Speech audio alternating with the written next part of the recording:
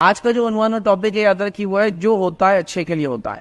تقدیر پر ایمان سے کہیں نہ کہیں اس ٹاپک کا بہت گہرا تعلق ہے. یاد رکھیے کائنات کے وجود میں لانے سے 50,000 سال پہلے یاد رکھیے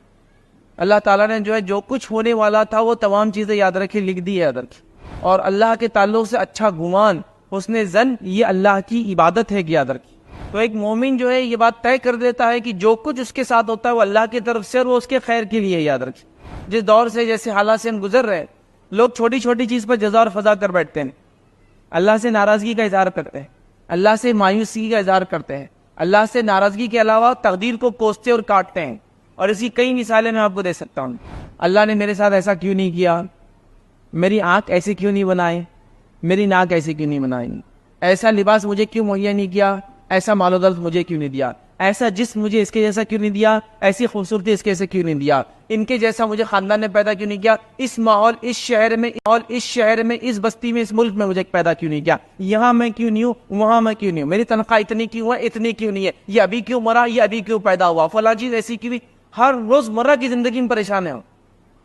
کوئی چیز میں ان کو اللہ کی حکمت مشیت اس کا پلان نظر نہیں آ رہا ہے. کہ ہر چیز میں اللہ کی مرضی کو تلاش کرو, ہر چیز میں اللہ کی حکمت کو دیکھو. جو ہو گیا ہے فیوچر کی ایک سے ایک پلاننگز کرو, آپ کوئی مسئلہ نہیں, لیکن ہونے کے بعد اگر مگر فگر یہ مت کرو. دعا مانگنا ہمارا کام ہے, کوشش کرنا ہمارا کام ہے, اس کے بعد نتیجہ آئے تو اللہ پر بھروسہ رکھنا ہمارا کام ہے, اور جو کچھ ہوا وہ اللہ کی طرف سے تھا اور اچھا ہوا, یہ سوچ ہم کو رکھنا ہے. یاد رکھیں. تو آپ یہ کیوں نہیں سوچ رہے کہ جو مانگا اگر نہیں ملا تو اس کے بدلے وہ چیز ٹل گئی جو میرے ساتھ ہونے والی تھی, کوئی انہونی گھٹنا کوئی نقصان دہ چیز وہ ٹل گئی, نہیں سمجھ پا رہے,